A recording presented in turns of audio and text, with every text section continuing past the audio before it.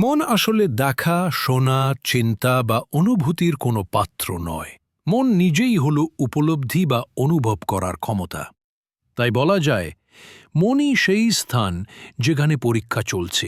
এটা এমন একটি মাধ্যম যার মাধ্যমে আমরা পরীক্ষিত হচ্ছি। কিন্তু যখন আমরা চারপাশে তাকাই, আমরা আল্লাহকে দেখি না। আল্লাহ চিরন্তন, আল্লাহ অসীম। তাহলে আমরা আসলে কি দেখি? যখন আমরা এই মননকে ভাবি এক ধরনের ভার্চুয়াল রিয়ালিটি হেডসেট হিসেবে, যা রুহের উপর পরানো হয়েছে, তখন এটি এক ধরনের ফিল্টার বা পর্দার মতো কাজ করে।